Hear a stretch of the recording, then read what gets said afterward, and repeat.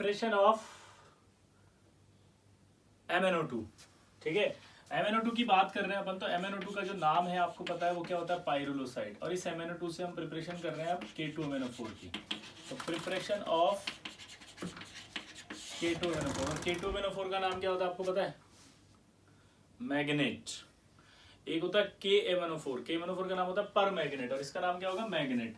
तो पाइरुलोसाइड से जो प्रिपरेशन होगी वो कैसे होगी, देखो कि MnO2 लेंगे, इसको KOH या NaOH के साथ फ्यूज्ड कर देंगे। फ्यूज मतलब हाई टेम्परेचर पे रिएक्शन, ठीक है, इन प्रेजेंस ऑफ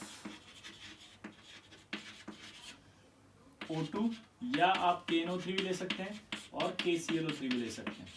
जब ये रिएक्शन होगी तो ये जो MnO2 है वो MnO2 चला जाएगा MnO4-2 में, ग्रीन कलर का सॉलिड बनेगा या ग्रीन मेल्ट।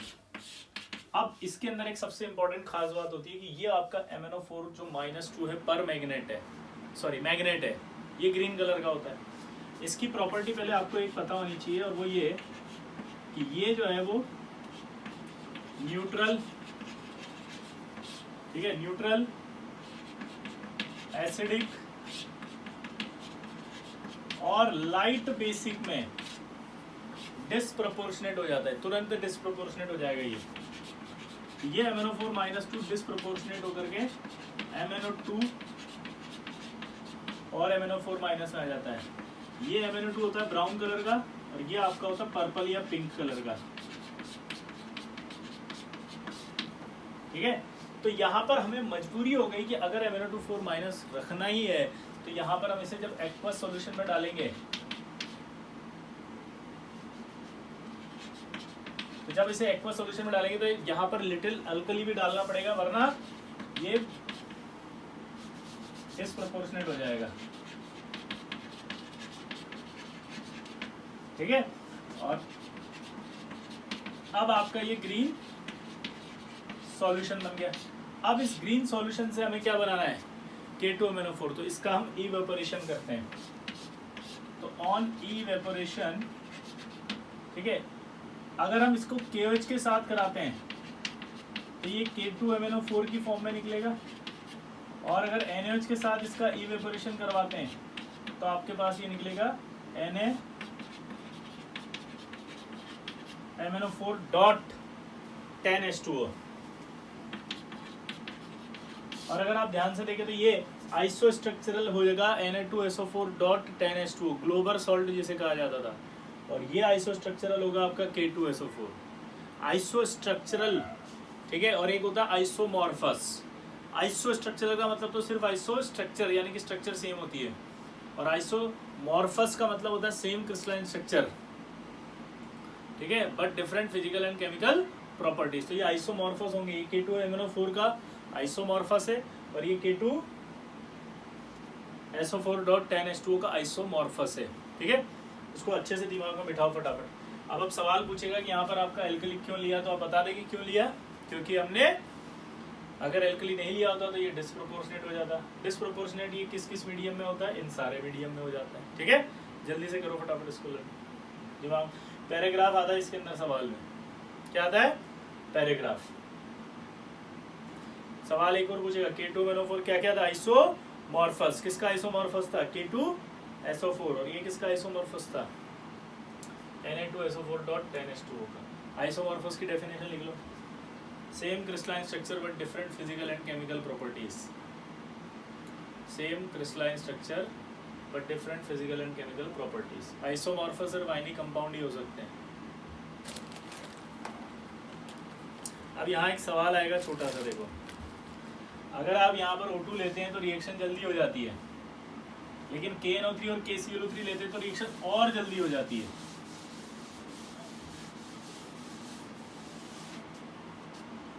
क्योंकि जब आप KNO3 लेंगे तो ये तुरंत टूटेगा और तुरंत टूट करके O2 देगा, O2 जल्दी मिलेगी तो रिएक्शन फास्ट होगी।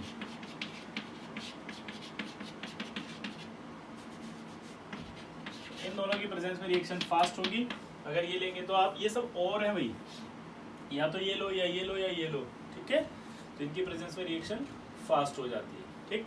तो इस तरह से आपका K2MnO4 बनाया जाता है।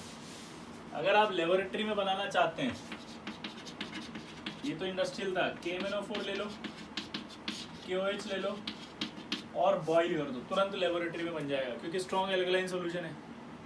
ठीक है, तो ये बॉईल कर दिया, बॉईल करते ही बन जाएगा K2MnO4। ये आपसे पूछेगा लैब में कैसे बनाया जाता है, तो अगर आपसे पूछे कि लैब में कैसे बनाया जाता है तो लैब में बनाने का तरीका आ गया, तुरंत आया ना, बोलो, बॉईल कर दिया इसको। ठीक, अब जो प्रॉपर्टी आपने याद की वो क्या है, जल्दी बताओ। MnO4-2 जो होता है तुरंत डिस्प्रोपोर्शनेट हो जाता है अगर आप एल्कलाइन मीडियम हटा लें तो, यानी एक्वस ले लें, न्यूट्रल ले लें या लाइट बेसिक ले लें। तो इसी बेसिस पे एक सवाल पूछ रहा है कि प्रिपरेशन ऑफ KMnO4 करना जरा। तो हम क्या करते हैं, ये K2MnO4 लेते हैं, हमें पता है कि डिस्प्रोपोर्शनेट हो जाएगा, एसिडिक मीडियम लेंगे तो H2SO4 लेते हैं और ये लेते हैं MnO2 प्लस KMnO4 बन गया। इसी तरह से अगर हम चाहें तो K2MnO4 ले लिया और इसमें CO2 प्लस वाटर भेज दिया। CO2 प्लस वाटर भेजते ही क्या हुआ, एसिडिक मीडियम है, तो ये आपका MnO2 प्लस KMnO4 बन गया। लेकिन एक प्रॉब्लम है, बताओ क्या, आपसे पूछा गया था प्रिपरेशन ऑफ KMnO4, आपसे कहा था सिर्फ KMnO4 ही बनाओ। इस रिएक्शन को जब आप बैलेंस कर लेंगे टोटल, तो इस रिएक्शन में 1/3 मैंगनीज लॉस्ट हो रहा है इन फॉर्म ऑफ MnO2, यानी कि MnO2 की फॉर्म में हमारा इस मैंगनीज का लॉस हो गया ना, 1/3 लॉस हो रहा था, तो इसलिए इस मेथड का हटा दिया गया। इससे हम प्रिपरेशन नहीं करते हैं, इसकी जगह अब हम प्रिपरेशन करते हैं डायरेक्ट। आप करवा के ऑक्सीडाइज ही तो करवा रहे हो, तो आप डायरेक्ट ऑक्सीडाइज करवाते हो तो ऑक्सीडाइजिंग एजेंट ही ले लो ना यार, ओजोन ले लो, तो आपके तुरंत क्या बन जाएगा, ये KMnO4 plus O2।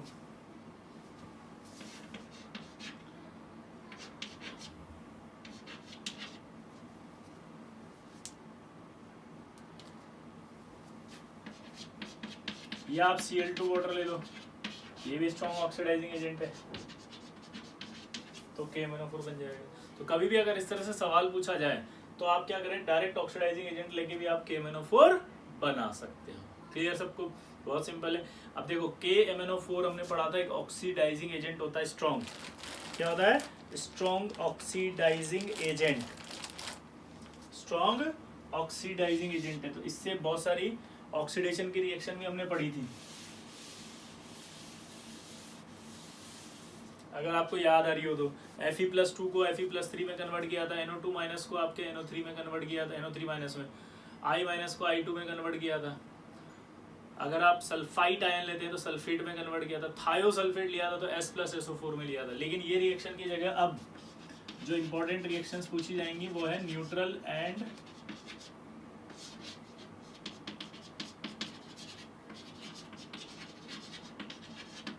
Faintly alkaline solution. उसमें आपसे पूछा जाएगा कि अगर मान लो I- आ जाए और MnO4- आ जाए तो किस में ले जाएगा, तो ये ले जाएगा MnO2 प्लस सल्फेट में, सॉरी आयोडेट में। इसी तरह से अगर थायोसल्फेट ले लें और MnO4- ले लें और ये आपका न्यूट्रल और फ्रेंडली अल्कलाइन सॉल्यूशन ले लें तो ये MnO2 और सल्फेट में ले जाएगा। इसी तरह से अगर MnO4- ले लें और Mn+2 सॉल्ट यानी कि मैग्नीज सॉल्ट ले लें तो ये आपका ऑक्सीडाइज करके इसको MnO2 में ले जाएगा और बैलेंस कर लेंगे तो पानी आएगा तो H+ से बैलेंस हो जाएगा उधर, है ना, तो ये बैलेंसिंग हो जाएगी। तो मेन आपको याद रखना है कि अगर एसिडिक मीडियम हो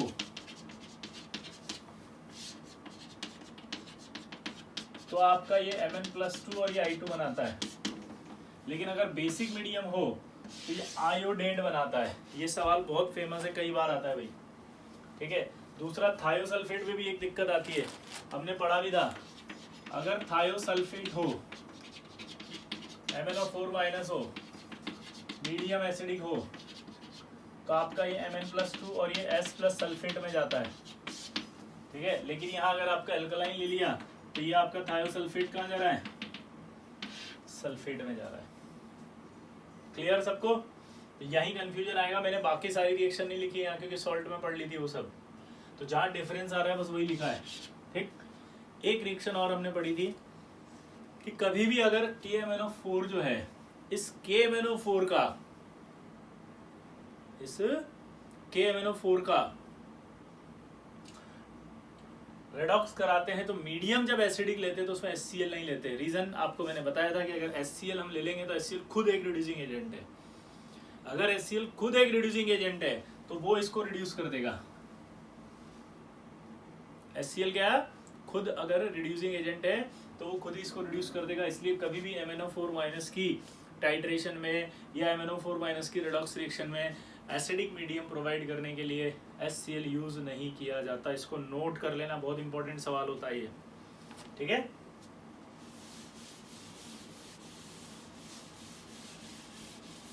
एक रिएक्शन आपकी बहुत आती है जो आपके लेबोरेटरी में भी पूछी जाएगी प्रैक्टिकल में।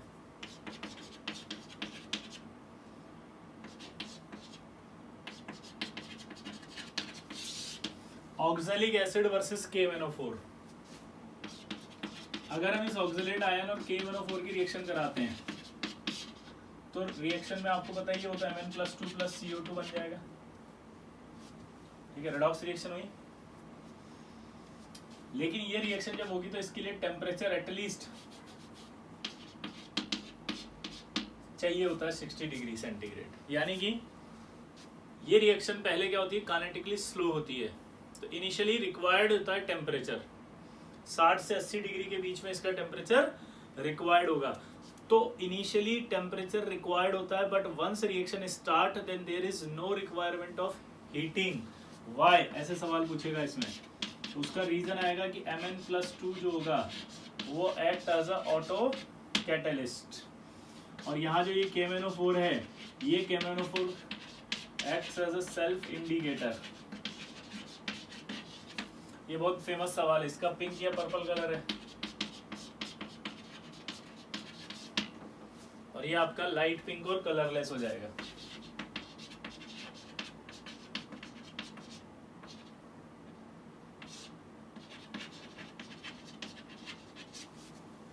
तो आप क्या लिखेंगे इसमें, जल्दी बताओ। कि टाइट्रेशन जो है वो ऑक्सैलिक एसिड वर्सेस KMnO4 की जो रिएक्शन होती है वो इनिशियली काइनेटिकली स्लो होती है। नोट करो, this reaction is kinetically slow, this reaction is kinetically slow, so heating is required,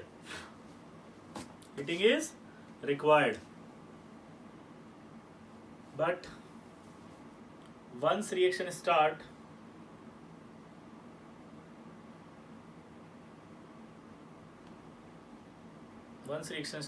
then there is no requirement of heating. Once reaction start then there is no requirement of heating because ये लिखो जल्दी।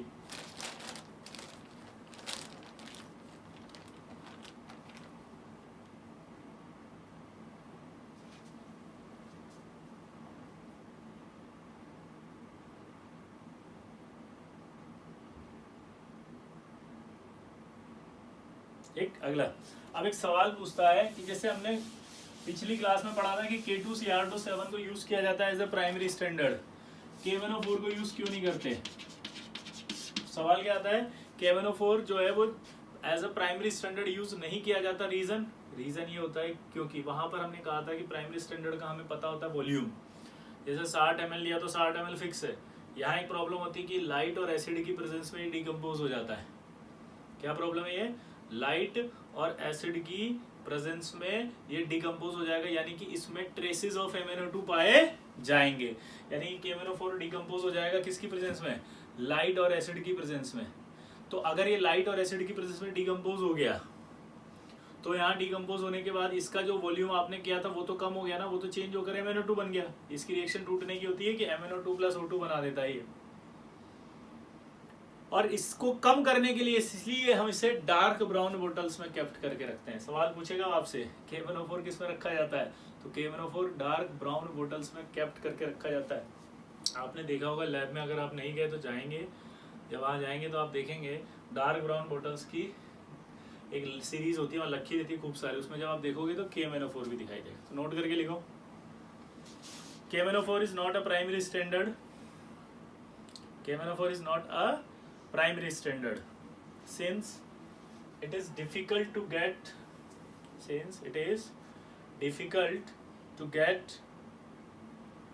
pure, to get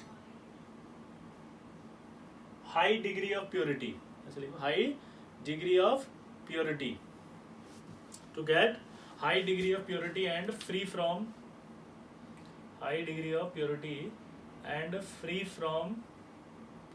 traces of MnO2.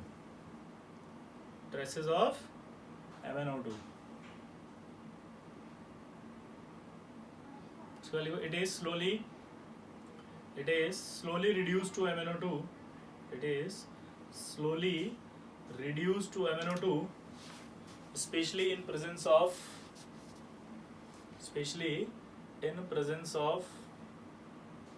light and acid.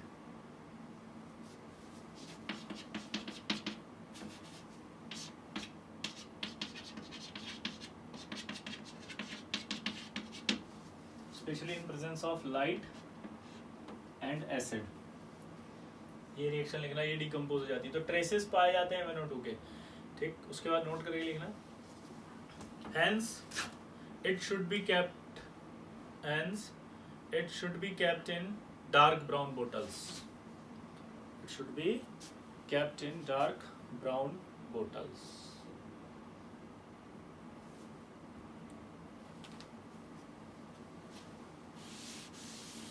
ठीक, ये इसके important compounds समाप्त हो गए। अब डी ब्लॉक की बात करते हैं, जनरल प्रॉपर्टीज। पहला, पोजीशन। अगर हम बात करते हैं कि डी ब्लॉक कहाँ रखा गया है, तो आपको पता है बिटवीन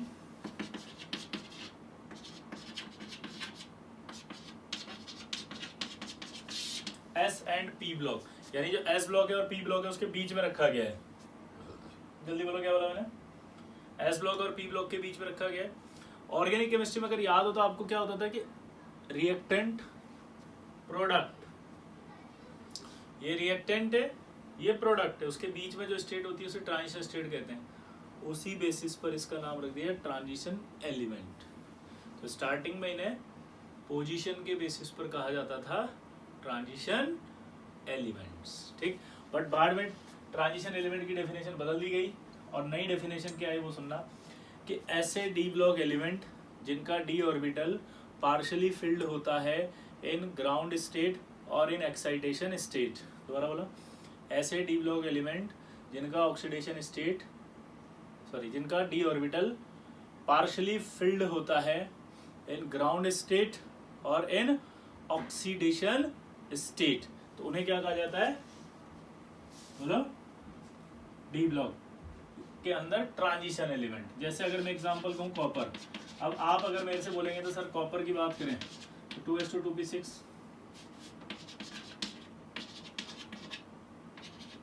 3s2 4s1 3d10, ये इसका कॉन्फ़िगरेशन होता है। अब आप जब नॉर्मली आप कॉपर का कॉन्फ़िगरेशन देखेंगे तो आपको लगेगा d10 आ रहा है, तो सर ये तो ट्रांजिशन एलिमेंट नहीं होना चाहिए। हमने क्या कहा कि डी सबशेल पार्शली फिल्ड होना चाहिए इन ग्राउंड स्टेट और इन स्टेबल ऑक्सीडेशन स्टेट, जो शो कर सकता है। तो कॉपर दो ऑक्सीडेशन स्टेट शो करता है, +1 और +2। तो क्या +2 के अंदर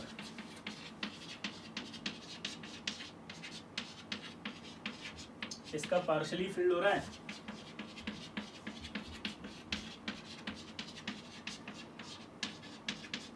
हाँ, D9 हो गया।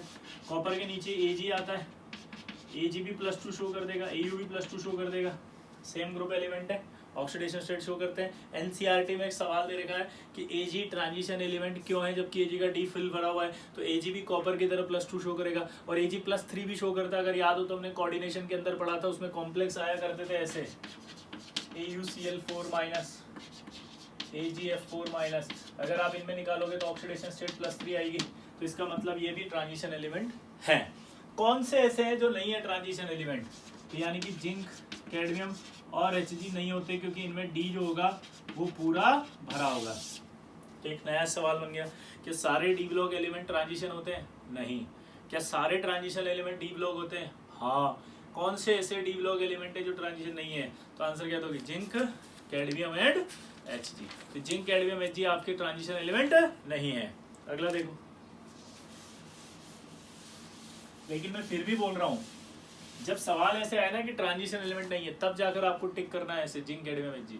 पर सवाल इस तरह से आए, विच of the following transition element has highest enthalpy of fusion, मान लो ऐसा कोई सवाल हो गया, तो आप इस बेसिस पर आप जिंक को ऑप्शन टिक नहीं करेंगे कि यार जिंक तो ट्रांजिशन नहीं होता, ऐसे हटाते नहीं है। जब भी इस तरह के सवाल आते हैं उसमें काउंटिंग में आएगा, वो मेंबर है। ऐसे आप हटा मत देना कि ट्रांजिशन नहीं होता इसलिए क्वेश्चन में हटा दिया। जैसे ऐसा कैसे मैंने एस ब्लॉक में बोला था बेरिलियम के केस में कि बेरिलियम एल्कलाइन अर्थ मेटल नहीं है, तो आप ऑर्डर लेते समय उसको मत हटाना। ये सवाल तो तब है जब पर्टिकुलर पूछे, जैसे एक सवाल आता है कि which of the following transition element has lowest heat of atomization, अभी हम पढ़ेंगे। तो हीट ऑफ एटमाइजेशन लोएस्ट होती है जिंक की 126। अब आप इस बेसिस पर आंसर टिक नहीं करके आए कि जिंक तो ट्रांजिशन ही नहीं होता, तो गलत हो जाएगा ये, ठीक है। ठीक, अभी मैं करा दूंगा वो क्वेश्चन ही करा दूंगा यहाँ। अब बात आती है किसकी, ये तो हो गया सबसे पहले सिंपल, ठीक, क्या ट्रांजिशन एलिमेंट नहीं। अब दूसरी बात कॉन्फ़िगरेशन। कॉन्फ़िगरेशन तो सिंपल है इनका, n-1d 1 से 10 और ns 1 से 2। नॉर्मल कॉन्फ़िगरेशन लिख रहा हूँ, पैलेडियम वगैरह को काउंट करते हैं तो ये सब पीरियोडिक में पढ़ा रखा है। अब आगे बात करते हैं कॉन्फ़िगरेशन के बाद, ये मेटेलिक कैरेक्टर रखते हैं, यस। तो तीसरी property, these are good metals and good conductor of electricity, क्योंकि ये मेटल्स हैं, ठीक है। इसके बाद आता है इनका मेल्टिंग पॉइंट और बॉइलिंग पॉइंट। मेल्टिंग पॉइंट और बॉइलिंग पॉइंट मैंने आपको एक बार बताया था, मेटेलिक बॉन्ड स्ट्रेंथ पर डिपेंड करता है।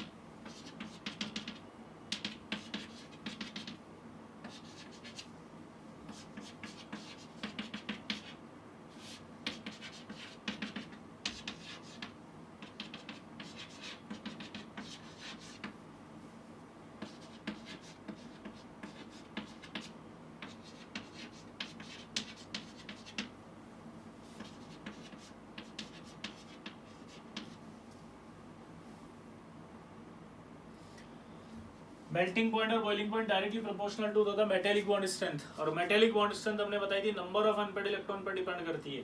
तो यहाँ से जब मैं इधर गया तो सबसे ज्यादा नंबर ऑफ अनपेड इलेक्ट्रॉन किसका दिखाई दे रहा है मुझे, इसी ग्रुप का दिख रहा है 3d5 4s1। तो अगर इसी ग्रुप का सबसे ज्यादा मेल्टिंग पॉइंट और बॉइलिंग पॉइंट दिखाई दे रहा है, इसका मतलब समझते हो आप, इसी ग्रुप का sorry number of unpaired electron सबसे ज्यादा दिखाई दे रहा है, इसका मतलब समझते हो आप, इसी का मेटेलिक बॉन्ड स्ट्रेंथ ज्यादा होगा और इसी का मेल्टिंग और बॉइलिंग पॉइंट ज्यादा होगा। इनमें सबसे कम आ रहा है इसलिए लोएस्ट मेल्टिंग पॉइंट और बॉइलिंग पॉइंट रखेंगे। क्या रखेंगे, ये lowest melting point and boiling point, और ये क्या रखेंगे, हाईएस्ट, ठीक है। अच्छा, मैंने एक सवाल भी कराया था मेटलर्जी के अंदर, ये मेटलर्जी में पढ़ा चुका हूँ। ये मेटलर्जी में एक सवाल बताया था कि अगर एक्सरे ट्यूब है और उस एक्सरे ट्यूब के लिए मुझे जो है वो एक फिलामेंट चाहिए, तो किसका फिलामेंट लूंगा। ऑप्शन था आयरन, आयरन था, मोलिब्डेनम था, जिंक था और कैडमियम था। आंसर क्या जाएगा, मोलिब्डेनम, क्योंकि उसी का मेल्टिंग पॉइंट हाई होगा, ठीक। इसके बाद आता है साइज।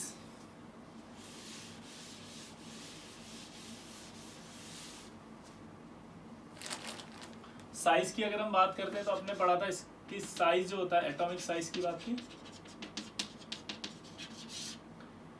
कैडमियम टाइटेनियम से लेकर के याद है मैग्नीज,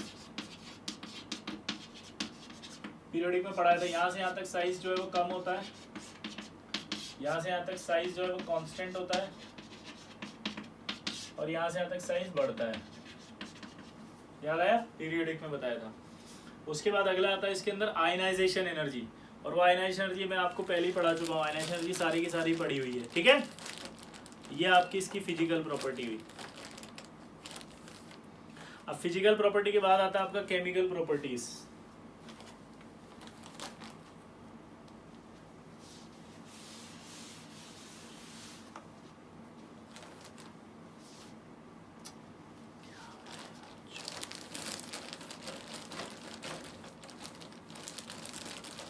हाँ, केमिकल प्रॉपर्टीज।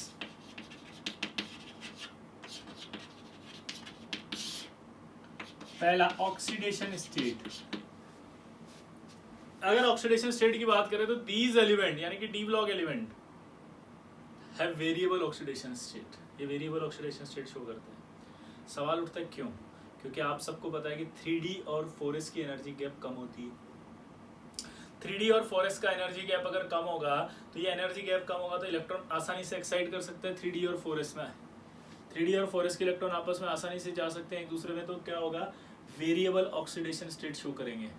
तो पहला सवाल यही पूछेगा कि वेरिएबल ऑक्सीडेशन स्टेट शो क्यों करते हैं, तो आप बोलोगे वेरिएबल ऑक्सीडेशन स्टेट इसलिए शो करते हैं क्योंकि इनमें n-1d यानी कि 3D और 4s के अंदर एनर्जी गैप कम पाया जाता है। ठीक, इनकी ऑक्सीडेशन स्टेट को 3 हिस्सों में डिवाइड किया है।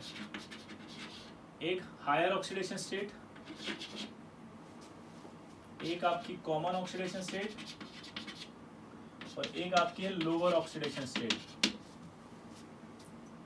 एक आपकी होती है हायर ऑक्सीडेशन स्टेट, एक होती है कॉमन ऑक्सीडेशन स्टेट, एक lower. Higher oxidation state is found, मतलब कहां से कहां तक, पहले तो ये देख लें, +4 +5 +6 +7 +8। कॉमन ऑक्सीडेशन स्टेट इसकी होती है +2 +3 और लोअर ऑक्सीडेशन स्टेट वही -1 0 +1। ठीक है, ये पाई जाती है। अब हम पहली पढ़ रहे हैं हायर ऑक्सीडेशन स्टेट। तो हायर ऑक्सीडेशन स्टेट किस में पाई जाएगी, अब सोचो आप। हायर ऑक्सीडेशन स्टेट मतलब ज्यादा प्लस। ज्यादा प्लस कब आएगा, जब इलेक्ट्रॉन ज्यादा निकलेगा। ज्यादा प्लस कब आएगा, जब इलेक्ट्रॉन ज्यादा निकल जाएगा। ज्यादा प्लस कब आएगा, जब इलेक्ट्रॉन ज्यादा निकल जाएगा।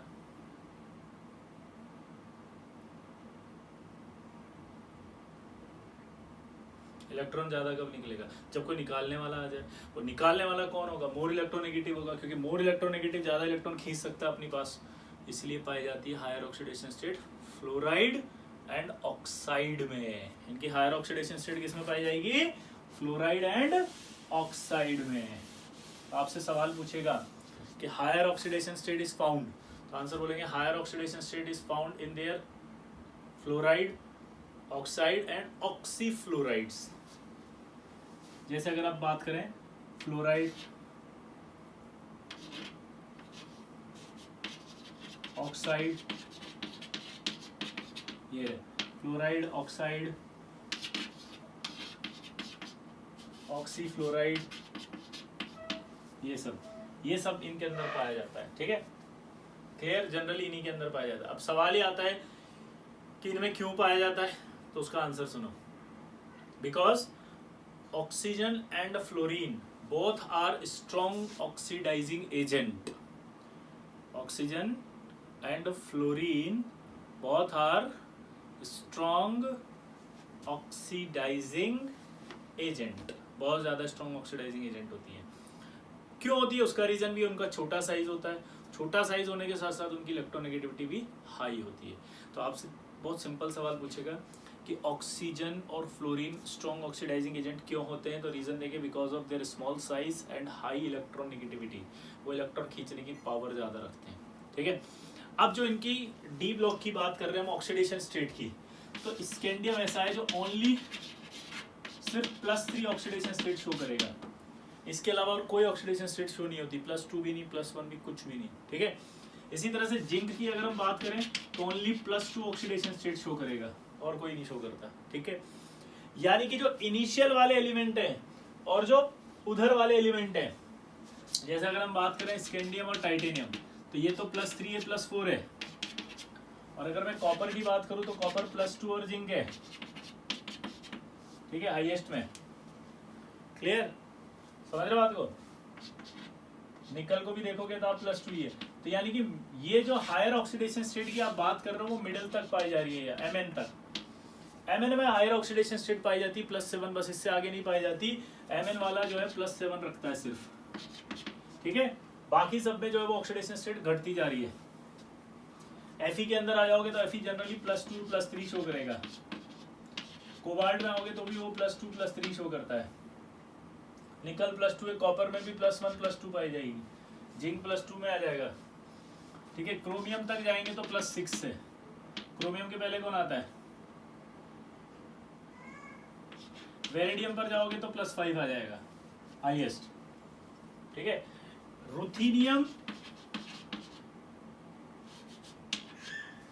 और ऑस्मियम ये ऐसे हैं जिनमें +8 पाई जाती है। ठीक है, रुथीनियम और ऑस्मियम में +8 पाई जाती है और उसमें भी स्टेबल हायर कौन सी होती है, ऑस्मियम की +8। ठीक, तो बाकी अगर हम बात करें फर्स्ट ट्रांजिशन सीरीज की बात चल रही है अभी, तो फर्स्ट ट्रांजिशन सीरीज की जब बात कर रहे हैं तो हाईएस्ट ऑक्सीडेशन स्टेट Mn में पाई जाएगी, वो होगी +7 फर्स्ट ट्रांजिशन सीरीज।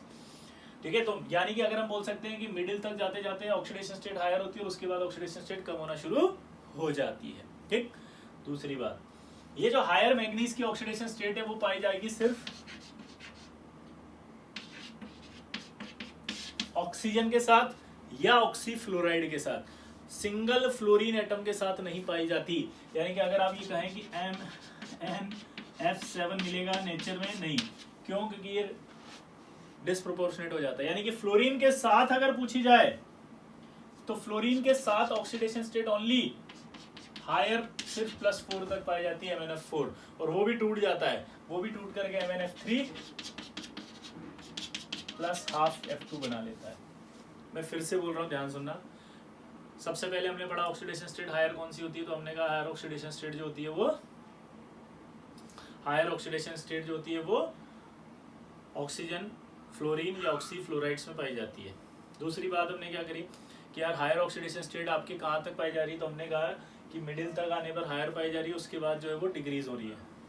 मिडिल में जो मैग्नीज पाया जा रहा है वो मैग्नीज +7 पाया जा रहा है, लेकिन वो +7 भी फ्लोरीन के साथ नहीं पाया जा रहा, वो ऑक्सीफ्लोरीन के साथ पाया जा रहा है। फ्लोरीन के साथ अगर हाईएस्ट की बात करें तो सिर्फ MnF4 पाया जाता है, वो भी अनस्टेबल होगा, टूट करके MnF3 + F2 में आ जाएगा। तो जो Mn है वो हायर ऑक्सीडेशन स्टेट रखता है ऑक्सीजन के साथ। ये ग्रीन ऑयल होता है और कोवेलेंट होता है, रीजन बहुत सारे बॉन्ड बना रहा है। क्लियर, ये सारी बात है। अब जो आयरन होता है ना, उस आयरन के अंदर भी एक खास बात होती है कि आयरन +2 +3 होता है, लेकिन आयरन अल्कलाइन मीडियम में, कौन सा मीडियम, अल्कलाइन मीडियम अगर ले लें तो उस अल्कलाइन मीडियम में ये Fe4 ये बनाता है फेरेट आयन। ठीक है, फेरेट आयन होता है ये +6 ऑक्सीडेशन स्टेटस में निकालोगे तो, लेकिन ये फेरेट भी अगर आप अल्कलाइन मीडियम हटा लो तो तुरंत टूट करके Fe2O3 + O2 में आ जाता है, तो वापस से Fe2O3 ही आएगा। ठीक है, ये इनके ऑक्साइड्स की बात हो रही थी, ये उनके ऑक्सीडेशन स्टेट की बात हो रही थी। अगर हम हैलाइड्स की बात करें तो टाइटेनियम तक ही पाया जाता है ये TiX4। बाकी फ्लोरीन के साथ अगर हम बात कर रहे हैं तो ये जो मैंने बोला था ये पाए जाएंगे, लेकिन मैग्नीज का MnF7 नहीं पाया जाएगा। ठीक है, ट्राई हैलाइड में भी फ्लोरीन में सिर्फ आयरन और कोबाल्ट तक ही पाए जाएंगे। ठीक है, उसके आगे नहीं पाए जाते ट्राई हैलाइड्स। जैसे Mn है, सॉरी निकल है, अब निकल में ट्राई हैलाइड नहीं आएगा, जिंक में ट्राई हैलाइड नहीं आएगा, कॉपर में ट्राई हैलाइड नहीं आएगा, कॉपर का तो सिर्फ डाई हैलाइड ही आएगा। तो यहाँ तक आपके हायर फ्लोराइड्स पाए जा रहे हैं, मैग्नीज में कोई फ्लोराइड नहीं आया। मैग्नीज के बाद अगर अपन आए तो Fe में, कोबाल्ट में ट्राई हैलाइड आएगा F का, लेकिन उसके आगे फिर निकल और कॉपर, जिंक में ट्राई हैलाइड नहीं आएगा। इसके बाद जब कॉपर की बात करते हैं तो कॉपर का याद करो +2 के साथ अगर हैलाइड की बात करें I-, तो ये ऑक्सीडाइजिंग एजेंट होता था, रिड्यूसिंग एजेंट होता था, तो टूट जाता था और +1 और I2 में आ जाता था। यानी कि कॉपर का हैलाइड भी CuI2 डज नॉट एग्जिस्ट, ये भी आपका एग्जिस्ट नहीं करता है। ठीक है, कॉपर की बात जब भी चलती है तो कॉपर जो होता है वो +1 हमेशा डिस्प्रोपोर्शनेट ही रहेगा। ये देखो आप, कॉपर का ऑक्सीडेशन स्टेट जो होता है +1 और +2 दोनों होता है। अगर सवाल आपसे पूछा जाए कि +1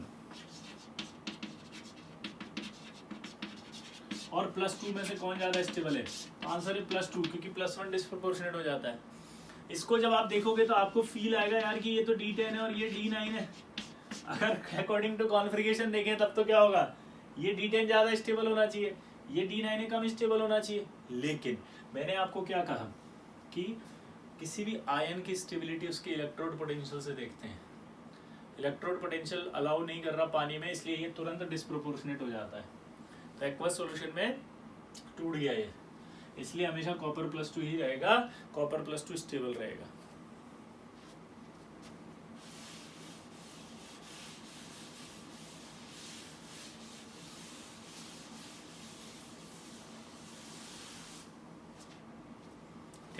अब आगे की बात करते हैं। आगे की जो बात है वो क्या है, कॉमन ऑक्सीडेशन स्टेट। ये आपके पाई जाती है +2 और +3। इसमें भी अगर पूछा जाए मोस्ट कॉमन कौन सी है, वो है +2 से। आप कभी भी ऐसे टेबल को देख करके डी ब्लॉक के अंदर गिनने मत बैठ जाना कि 2 वाले ज्यादा मिल रहे, 3 वाले कम मिल रहे, नहीं। नेचर में ज्यादा +3 वाले मिल रहे हैं, मतलब क्वांटिटी वाइज या क्वालिटी वाइज नहीं, अकरेंस वाइज बात होती है। इजीली अवेलेबल +3 वाले होते हैं, इसलिए मोर कॉमन ऑक्सीडेशन स्टेट +3 बोली जाती है इसकी। और ये पाई जाती है सल्फाइड और क्लोराइड में। तो अगर कॉमन ऑक्सीडेशन स्टेट देखोगे तो किसमें पाई जाएगी, क्लोराइड और सल्फेट में। और ये आपको पता है क्लोराइड और सल्फेट में मिल रही है, मतलब समझ रहे हैं, सल्फाइड रिड्यूसिंग एजेंट है, क्लोराइड रिड्यूसिंग एजेंट है, तो इसको ज्यादा ऑक्सीडाइज होने नहीं देती क्योंकि वो रिड्यूस कर लेती है, इसलिए किसमें पाई जाती है ये, कॉमन ऑक्सीडेशन स्टेट में। ठीक है, जैसे FeCl2, FeCl3, FeS, NiS, COS, ये सब +2 +3। और अगर हम बात करें लोअर ऑक्सीडेशन स्टेट की, तो लोअर ऑक्सीडेशन स्टेट जो पाई जाती है वो पाई जाती है जैसे carbonyl complex compound. Carbonyl complex compound समझते हैं, कार्बोनाइल मतलब कार्बन मोनोऑक्साइड के कंपाउंड। कार्बोनाइल कॉम्प्लेक्स कंपाउंड की बात समझते हैं, कार्बन मोनोऑक्साइड के कंपाउंड। कार्बन मोनोऑक्साइड के कंपाउंड में ऑक्सीडेशन स्टेट या तो -1 आई थी या 0 आई थी। तो यार देखो यहाँ ऑक्सीडेशन स्टेट क्या है, दोनों में 0, सिनर्जिक बॉन्डिंग वाला। तो इनमें इनकी ऑक्सीडेशन स्टेट 0 पाई जाती है। ठीक, ये आपका हुआ ऑक्सीडेशन स्टेट।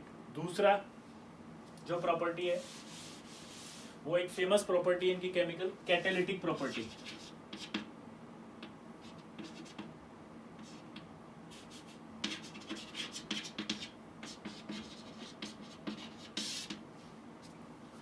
तो these element and their compounds are good catalyst। ये कंपाउंड भी इनके कैटलिस्ट अच्छे होते हैं और ये मेटल भी अच्छी कैटलिस्ट होती है। क्यों? क्योंकि इनकी एक तो वेरिएबल ऑक्सीडेशन स्टेट पाई जाती है। वेरिएबल ऑक्सीडेशन स्टेट पाए जाने की वजह से ये हर एक ऑक्सीडेशन स्टेट के साथ रिएक्ट करके ट्रांजिशन स्टेट बना लेते हैं। ट्रांजिशन स्टेट जैसी बनेगी तो एक्टिवेशन एनर्जी कम हो जाएगी उसकी, और एक्टिवेशन एनर्जी कम होते ही रिएक्शन फॉरवर्ड हो जाएगी। तो इसलिए ये अच्छे क्या होते हैं, कैटलिस्ट। फिर से बोल रहा हूँ, सवाल क्या पूछेगा कि these metal and their compounds are good catalyst. क्यों? रीजन आप बोलोगे because they have variable oxidation state and vacant d orbital. अब डी ऑर्बिटल खाली होगा तो उसमें आसानी से किसी का भी लोन पेयर लेकर के ट्रांजिशन स्टेट बना सकते हैं। ठीक है, तो इसलिए ये वेरिएबल ऑक्सीडेशन स्टेट शो करते हैं। अब जैसे एक I- है और पर ऑक्सो डाइसल्फेट, इसका नाम होता है पर ऑक्सो डाइसल्फेट। इसकी जो रिएक्शन होती है उस रिएक्शन में Fe+3 किसकी तरह बिहेव करता है, कैटलिस्ट की तरह। देखना जरा, Fe+3 I- को ले जाएगा किसमें, I2 में, और ये Fe+2 में आ जाएगा। ठीक, और ये Fe+2 फिर आपका H2O8-2 से रिएक्ट करेगा और रिएक्ट करके Fe+3 प्लस सल्फेट में आ जाएगा। ठीक है, इसको कैंसिल कर दो आप, ये बची final reaction I- plus 8-2 Fe, sorry I2। तो देखो कैटलिस्ट रिएक्शन में पार्टिसिपेट नहीं करता, इसलिए कैटलिस्ट हट गया। तो आपसे सवाल पूछा जाएगा कि इस रिएक्शन का कैटलिस्ट कौन है, तो आप बता देंगे कैटलिस्ट कौन है, बताओ कौन है। आप बोल देंगे कि इसका कैटलिस्ट जो है वो Fe+3 है। एक दूसरा, एक बहुत फेमस रिएक्शन आपने पढ़ी होगी, डेक्कन प्रोसेस।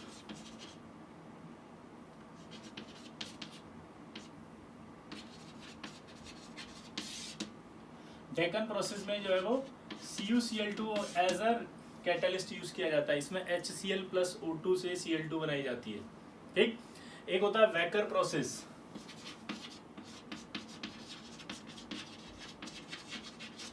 वैकर प्रोसेस में C2H4 है, PdCl2 है।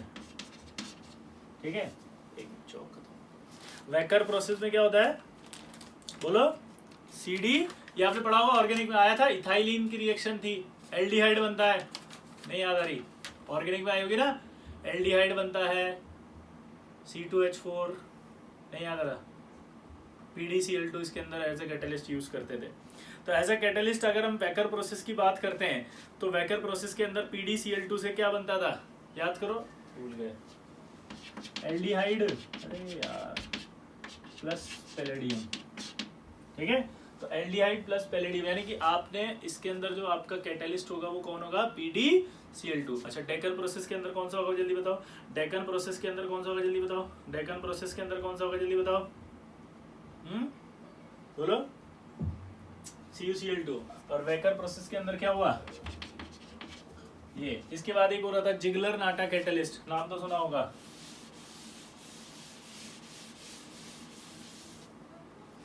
Ziggler Natta catalyst.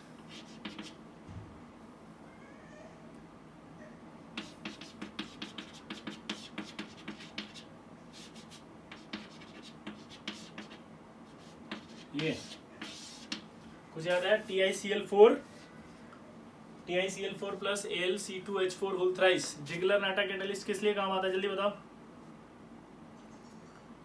नहीं पता, नाम ही नहीं सुना।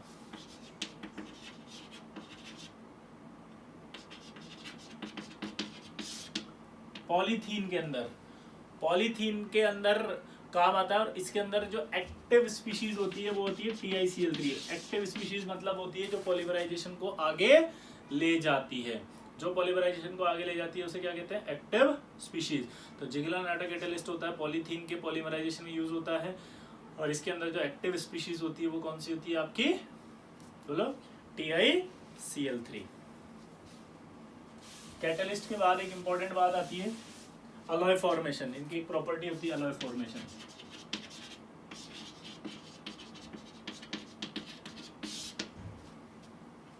देखो, अलॉय फॉर्मेशन का एक सिंपल सा कॉन्सेप्ट होता है कि अलॉय इज अ ब्लेंड, एक तरह का मिक्सचर है, सॉलिड सॉलिड अलॉय हो सकती है और भी अलॉय हो सकती है, ठीक है। दूसरी बात, अलॉय एक होमोजीनियस मिक्सचर होती है, लेकिन अलॉय बनने का एक कॉन्सेप्ट होता है कि अगर साइज में 15% तक डिफरेंस हो, कितना परसेंट, 15% तक डिफरेंस होता है साइज में, तो आपके अलॉय फॉर्मेशन इजी हो जाता है। और डी ब्लॉक के अंदर आपको पता है सबका साइज जो है वो ऑलमोस्ट सिमिलर पाया जाता है, साइज में जो वेरिएशन है वो ज्यादा नहीं होते हैं, और ये हमने पढ़ा भी था इस तरह से। अगर साइज में ज्यादा वेरिएशन नहीं होंगे तो ये इजीली एक दूसरे का प्लेस अकोमोडेट कर लेते हैं। तो ट्रांजिशन एलिमेंट जो होते हैं वो इजीली, या डी ब्लॉक एलिमेंट जो होते हैं वो इजीली जो है वो क्या कर सकते हैं, बोलो, अलॉय फॉर्मेशन कर सकते हैं। वो इजीली अलॉय फॉर्मेशन इसलिए करते हैं क्योंकि उनमें साइज में वेरिएशन कम होता है, ठीक है। और फेमस जो आपके अलॉय होती है वो फेरस अलॉय होती है, आयरन की, ठीक है, जिसके अंदर आपने अगर देखा होगा तो काफ़ी सारे जो एलिमेंट्स हैं, लाइक अगर मैं बात करूँ, क्रोमियम है, मोलिब्डेनम है, टंगस्टन है, मैंगनीज है, ठीक है, ये सारे के सारे बहुत सारे अलॉय फॉर्मेशन करते हैं आयरन के साथ। स्टील के साथ अलॉय बना लेते हैं, किसके साथ, स्टील। तो अलॉय फॉर्मेशन क्या होती है, समझ में आया, सिंपल है। चलो याद करो फटाफट इसको जल्दी।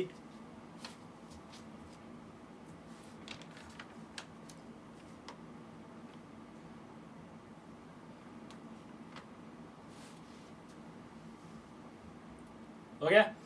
तो दोबारा से देखें, अलॉय फॉर्मेशन सिमिलर साइज वालों में होगी, सिमिलर साइज होगा क्योंकि ट्रांजिशन एलिमेंट के यानी कि डी ब्लॉक एलिमेंट का साइज में वेरिएशन कम होता है। वेरिएशन कम होने की वजह से क्या होता है, इजीली अकोमोडेट हो जाते हैं एक दूसरे के प्लेस में, इजीली एक दूसरे के अकोमोडेट हो जाएंगे प्लेस में, तो क्या होगा कि आसानी से अलॉय फॉर्म कर लेंगे, आसानी से अलॉय फॉर्म हो गया, आसानी से अलॉय फॉर्म हो गया। तो काफ़ी सारी अलॉय बनाती है, बहुत सारी अलॉय बनाती है, और उसमें से मेन मैंने अभी बताया ना, फेरस अलॉय जो होती है, आयरन की अलॉय जो होती है, यानी स्टील जो होती है, स्टील के अंदर आपके क्रोमियम, मोलिब्डेनम, टंगस्टन, वेनेडियम, ये सब मिलकर के स्टील की अलॉय फॉर्म करते हैं। अच्छा, इसके अलावा नॉन ट्रांजिशन एलिमेंट के साथ भी अलॉय बना सकते हैं, जैसे कॉपर है, कॉपर जो है वो जिंक के साथ भी बनाता है, और कॉपर जो है वो टिन के साथ भी बनाता है। इन दोनों के नाम देखो,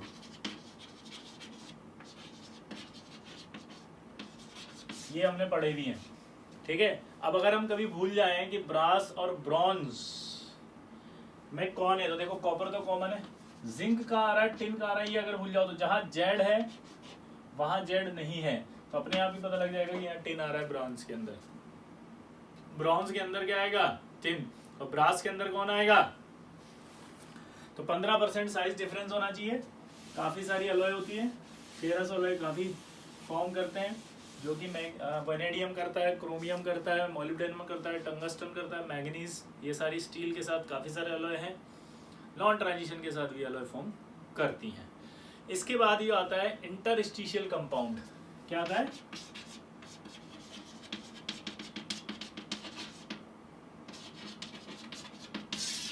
इंटरस्टिशियल कंपाउंड का मतलब क्या होता है कि जो मेटल्स होते हैं ना, ये इनके मेटेलिक लेटिस में जो गैप होता है, इसमें स्मॉल साइज एटम्स बैठ जाते हैं, लाइक हाइड्रोजन, कार्बन, नाइट्रोजन। ठीक है, ये स्मॉल साइज एटम्स होते हैं, ये आगे इन वॉइड्स में आकर बैठ जाते हैं। अगर ये वॉइड्स में आकर बैठ गए तो जो कंपाउंड बनेंगे, उन कंपाउंड का नाम क्या होगा? उन कंपाउंड का नाम होगा इंटरस्टिशियल कंपाउंड। उन कंपाउंड का नाम क्या है? Interstitial compound. अगर हाइड्रोजन बैठा तो नाम बन जाएगा हाइड्राइड, कार्बन बैठा तो नाम पड़ जाएगा कार्बाइड, नाइट्रोजन बैठा तो नाम पड़ जाएगा नाइट्राइड। एक खास बात, ये अपनी एलिमेंटल फॉर्म में बैठते हैं। एलिमेंटल फॉर्म में बैठते हैं तो ऑक्सीडेशन स्टेट में कोई चेंज नहीं होता है। तो सवाल आपसे पूछ देगा कि इंटरस्टिशियल कंपाउंड में हाइड्रोजन का ऑक्सीडेशन स्टेट क्या है? 0, क्योंकि वो तो एलिमेंटल फॉर्म में बैठा, उसका कोई चार्ज थोड़ी आएगा। कई बार ऐसी होती थी जिसमें अपन कंफ्यूज हो जाते थे, अपन क्या उसको स्टाइकियोमेट्रिक कंपाउंड समझ करके उसकी ऑक्सीडेशन स्टेट निकालने की कोशिश करते थे। अब समझ बात को? तो वहाँ ऑक्सीडेशन स्टेट नहीं निकलेगी आप, क्योंकि वो आयन फॉर्म में नहीं गया था, वो एलिमेंटल फॉर्म में गया था। ध्यान से सुनना, ये बहुत बड़ा डाउट खत्म किया मैंने आपका। आप कई बार सोचते थे सर इसका ऑक्सीडेशन स्टेट बताओ, मैं होल्ड कर देता था कि यार इनका ऑक्सीडेशन स्टेट नहीं आएगा। क्यों? क्योंकि वो तो एलिमेंटल फॉर्म में गया है और वो मेटेलिक क्रिस्टल है। जैसे मान लो Fe3C है, अब Fe3C के अंदर आपने क्या हो रहा, 3 आयरन बनाया और उसके बीच में कार्बन बिठा दिया, तो इंटरस्टिशियल कंपाउंड हो गया ना, कार्बाइड है वो तो। अब आप उसमें मेरे से ऑक्सीडेशन स्टेट पूछते हो तो मैं कैसे बताऊंगा? पॉइंट को समझना, ठीक है। अगला देखो, अब इनकी प्रॉपर्टी में क्या चेंज आएंगे? ऑब्वियस सी बात है कि जब ये इंटरस्टिशियल कंपाउंड बनेंगे तो यहाँ बीच में बैठ जाएंगे, तो जो गैप है वो फिल हो जाएगा, तो डेंसिटी बढ़ जाएगी नॉर्मल एलिमेंट से, डेंसिटी बढ़ जाएगी। क्लियर हो गया? दूसरी बात, हार्डनेस बढ़ जाएगी, डक्टाइल नेचर घट जाएगी, मेलेबल नेचर घट जाएगी। हार्डनेस जो बढ़ेगी वो इतनी बढ़ जाती है कि कुछ बोरोइड्स तो हार्डनेस में डायमंड के पास पहुंच जाते हैं। कहाँ तक पहुंच जाते हैं? डायमंड के पास, मतलब डायमंड की तरह हार्डनेस हो जाती है। ठीक है, तो ये प्रॉपर्टी में चेंज आता है। मेटेलिक जो करंट जो होगी, मतलब मेटेलिक कंडक्टेंस, वो सेम रहेगी, remains same.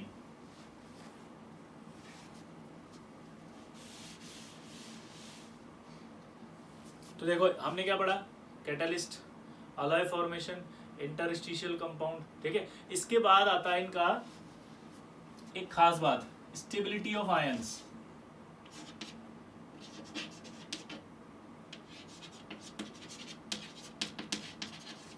Stability of ions का मतलब क्या होता है ये देखना पहले। जैसे आपने अगर कभी देखा हो तो जब हम डाइक्रोमेट की टेस्ट कराते थे, यानी कि Cr2 7-2, तो Cr2 7-2 जो था वो तो जाता था सीधा किसमें? क्रोमियम +3 में। लेकिन जब MnO4- लिया तो वो गया Mn+2 में। जबकि होना क्या चाहिए? अभी आपने बोला कॉमन ऑक्सीडेशन स्टेट तो +3 और वो ज़्यादा स्टेबल है, तो फिर +3 में आना चाहिए था मैग्नीज को भी। वो +2 में क्यों गया? तो उसका रीज़न सुनो। जब Mn+3 से Mn+2 का हम इलेक्ट्रॉन पोटेंशियल देखते हैं तो वो आता है ये, और जब क्रोमियम+3 से क्रोमियम+2 का देखते हैं तो ये आता है आपका 1.51, वही इलेक्ट्रॉन वोल्ट है। अब आप देखो डेल्टा G बराबर होता है -NFe नोड।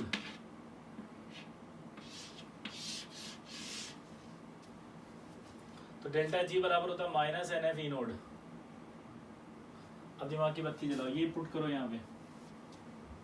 अगर आप ये पुट करते हो यहाँ पर तो ये तो प्लस है, ये अगर प्लस करोगे तो डेल्टा जी क्या आएगा? माइनस। एक मिनट यार, मैंने उल्टा लिख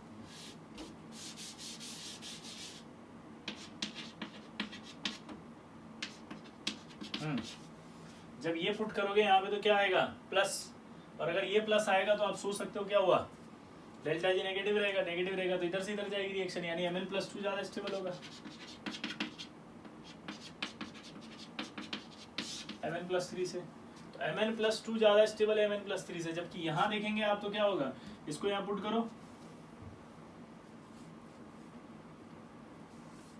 तो ये प्लस हो जाएगा। अगर ये प्लस हो गया तो ये ज़्यादा स्टेबल नहीं होगा, क्योंकि रिएक्शन इधर से इधर नहीं जाएगी बल्कि इधर से इधर आएगी। तो इसमें क्या होगा, क्रोमियम+3 ज़्यादा स्टेबल होगा क्रोमियम+2 से।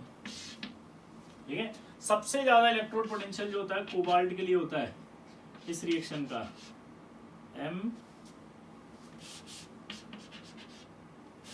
M+3 से M+2 का, वो था 1.97 के आसपास। ये सवाल आता है डायरेक्ट कि भैया थर्ड ट्रांजिशन मतलब फर्स्ट ट्रांजिशन सीरीज में इलेक्ट्रोड पोटेंशियल +3 से +2 के लिए हाईएस्ट किसका होता है बताओ, कोबाल्ट का।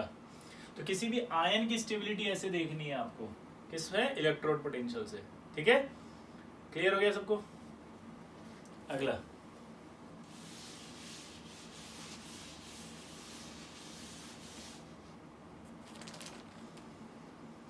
हाँ चलो बताओ, इलेक्ट्रोड पोटेंशियल M+3 से +2 के लिए हाईएस्ट किसका होता है, कोबाल्ट का। कितना होता है, 1.97। ठीक है, इसी तरह से कुछ छोटी मोटी बातें हैं वो भी आपको याद करनी पड़ेगी, क्योंकि मेंस में आ जाती है। हीट ऑफ एटमाइजेशन, अब हीट ऑफ एटमाइजेशन की बात करें अगर तो वेनेडियम की सबसे ज्यादा होती है 512। ठीक है, हाईएस्ट, ये याद करनी पड़ेगी भाई। और आपका जो जिंक है उसकी सबसे कम होती है 126। आपको याद करनी है, सिर्फ जेई मेंस के लिए बता रहा हूँ, बाकी किसी के लिए नहीं करनी है आपको। ठीक है, किसके लिए, जेई में, एडवांस में नहीं पूछे जाते ये सवाल। इसी तरह से डेंसिटी की बात करें तो डेंसिटी में भी आपको लर्न करना पड़ेगा यहाँ पे कि स्कैंडियम जो है उसकी होती है 3.73 लोएस्ट, जबकि कॉपर जो होता है उसकी होती है highest 8.3।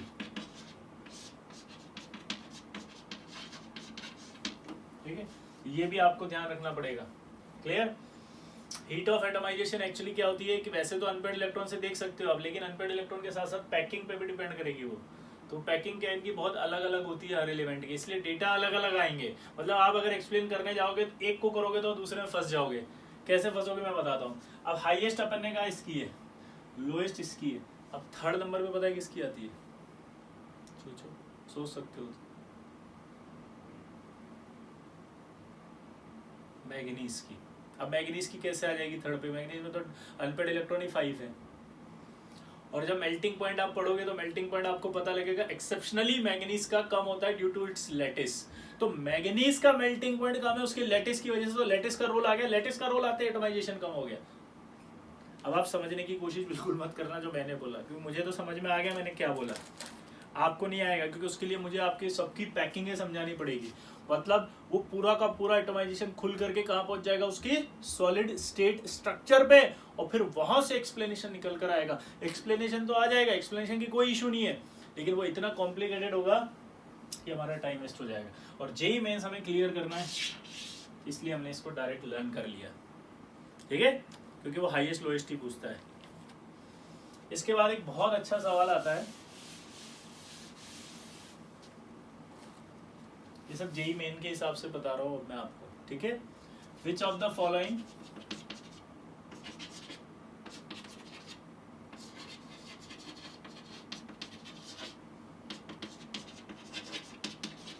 Better reducing agent, chromium और Fe+2। क्या बोला आपसे बताओ, which is better reducing agent, chromium और Fe+2।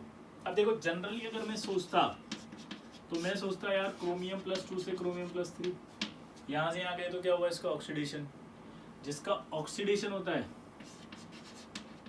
वो होता है रिड्यूसिंग एजेंट। अब अगर आप इसको देखो तो क्रोमियम+2 का कॉन्फ़िगरेशन निकालें तो 3d4 आएगा, 4s0, और यहाँ आ जाएगा 3d3। Fe+2 से देखेंगे अपन तो Fe+3 बनेगा, ये 3d6 होगा तो ये आएगा 3d5। अब आप दिमाग की बत्ती जलाओ, क्या हुआ,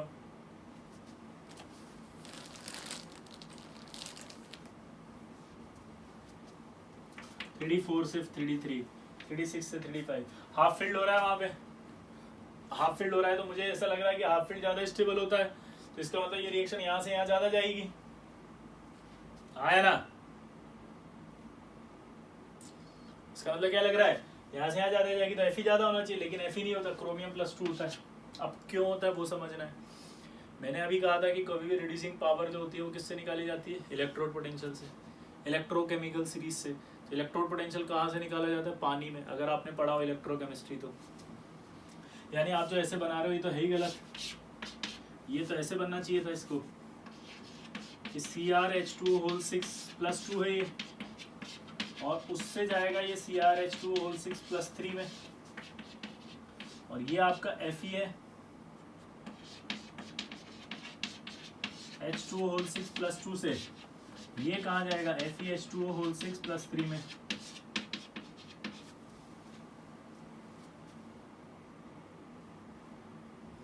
तो जब आप इसकी स्प्लिटिंग करेंगे तो आपको पता है स्प्लिटिंग ऐसे होती है।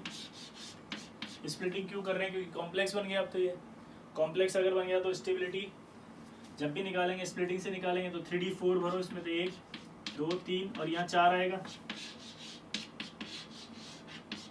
यहाँ भरोगे तो 1 2 3 ऐसे, इसमें भरोगे तो D6 है, अब D6 भरो इसमें तो 1 2 3 4 5 6 ऐसे आएगा, इसमें भरो तो 1 2 3 4 5 ऐसे आएगा। अब दिमाग की बत्ती जलाओ कि जब आपने क्रोमियम से, ध्यान से देखो, जब आपने क्रोमियम से ये हटा करके ये बनाया तो इसका कॉन्फ़िगरेशन अचानक से लोअर में आ गया, फट से। देखो अब lower oxidation state, lower energy level पर चला गया, तुरंत कहाँ चला गया, लोअर पे, तुरंत लोअर पे आ गया। ये देखो यहाँ अचानक से लो एनर्जी लेवल पर कॉन्फ़िगरेशन, यहां से निकाला, सॉरी ये क्या हुआ, 1 2 3 4 5 और ये 6 यहाँ निकाला तो ये हाफ फील्ड हो गया, वीक फील्ड देना इसलिए ऐसे भरेंगे। अब देखो अगर इसमें और इसमें कंपेयर करो तो आप, ये लोअर एनर्जी पर कॉन्फ़िगरेशन है तो ये ज्यादा स्टेबल हुआ भाई, लोअर एनर्जी वाला ज्यादा स्टेबल हुआ, तो क्रोमियम से क्रोमियम +3 जल्दी जल्दी बनेगा, तो जल्दी बनेगा तो ये ज्यादा अच्छा रिड्यूसिंग एजेंट होगा। तो इसका मतलब आंसर क्या आया, chromium +2 is a good reducing agent. क्या आया, chromium +2 is a good reducing agent. वैसे भी देखो, लीके काका ने मांगी अलमारी, money generator, car fridge, car ऊपर है फ्रिज नीचे, तो वैसे ही क्रोमियम ही होगा। इससे आपको एक नई थ्योरी पता चली अब, वो ये कि हमने बचपन में पढ़ा था कि D5 कॉन्फ़िगरेशन ज्यादा स्टेबल होता है D3 से, लेकिन आज पढ़ लिया कि D3 ज्यादा स्टेबल होता है D5 से। लेकिन कब, तो D5 जो होता है वो होता है इन गैसियस मीडियम,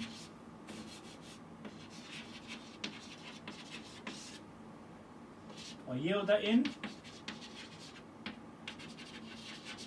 एक्वस, क्योंकि एक्वस में आपका पानी आ जाएगा, पानी आते ही कॉम्प्लेक्स बनेगा, कॉम्प्लेक्स बनेगा तो स्प्लिटिंग होगी, और स्प्लिटिंग होगी तो इस तरह से कॉन्फ़िगरेशन बनेगा। तो D5 ज्यादा स्टेबल होता है गैसियस में D3 से, लेकिन एक्वस के अंदर बात करेंगे तो D3 ज्यादा होगा। ये आपके बोर्ड में भी काम आता है। जी हाँ दोस्तों, बोर्ड के अंदर जब मैंने पहली बार एनसीईआरटी में ऐड हुआ था, एक्सप्लेन किया था ये, और एनसीईआरटी में उस टाइम ऐड हुआ था, ये तो मैं हमेशा पढ़ा रहा हूँ, ऐड एनसीईआरटी में उस साल हुआ, बोर्ड के अंदर सवाल आया था ये कि explain D3 is more stable in D5 in aqueous solution. तो आपको ये का ये एक्सप्लेनेशन देना था पूरा का पूरा, ठीक है, बहुत इंपॉर्टेंट है। ठीक, इसके बाद कुछ छोटी छोटी पॉइंट्स होते हैं डी ब्लॉक में जो डायरेक्ट क्वेश्चन बन जाते हैं, और हम चूंकि इंफॉर्मेशन नहीं होती इसलिए गलत कर देते हैं। जैसे HGS, अब HGS वैसे तो मेरे को सब पता है, लेकिन इसका कमर्शियल नेम नहीं पता। इसका कमर्शियल नेम है वर्मिलोन, ठीक है। वर्मिलोन का यूज होता है कॉस्मेटिक्स, आयुर्वेद और यूनानी मेडिसिन बनाने में, ठीक है, यूनानी दवाइयाँ होती हैं। तो दोबारा से बोलना, क्या बोला मैंने, HGS वर्मिलोन होता है। इसका इस्तेमाल किस में करते हैं, इसका इस्तेमाल करते हैं हम किस में बताओ, कॉस्मेटिक्स, आयुर्वेद और यूनानी मेडिसिन में। इसी तरह से अगर आपको पता हो तो कॉपर, Ag और Au ये तीनों कॉइनेज मेटल कहलाती हैं। क्या कहलाती हैं, कॉइनेज मेटल्स। तो copper, Ag, Au coinage metals होती हैं। और कॉइन्स मेटल क्यों कहते हैं, क्योंकि इनसे सिक्के बनाए जाते थे। जैसे 24 कैरेट अगर गोल्ड है तो 100% प्योर होता है। इसी तरह से सिल्वर का भी होना चाहिए 925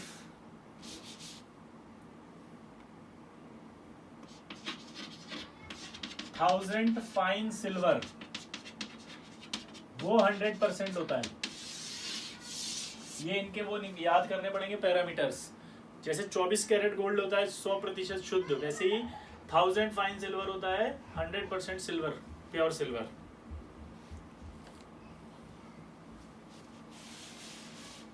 इसके बाद हमने जनरली काफी सारे और पढ़े हैं। एक और होता है पिकॉक और।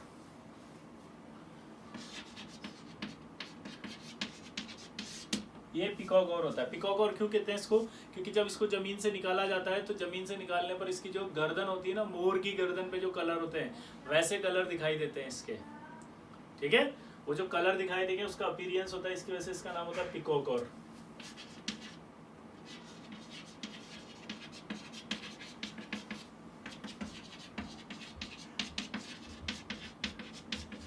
फर्स्ट फंगीसाइड था जो बोर्डेक्स मिक्सचर था। पहले बोर्डेक्स मिक्सचर होता है copper sulphate plus calcium hydroxide. सवाल क्या पूछता है कि बोर्डेक्स मिक्सचर के अंदर जो ट्रांजिशन एलिमेंट इस्तेमाल होता है वो बताओ कौन सा है? कॉपर। इसलिए लिखवा रहा हूँ नाम। सवाल क्या पूछेगा? बोर्डेक्स मिक्सचर के अंदर जो, बोलो, जो ट्रांजिशन एलिमेंट यूज होता है उसका नाम बताओ क्या है? तो क्या बोलोगे? बोलो कॉपर। नोट करो इसको फटाफट, चलो।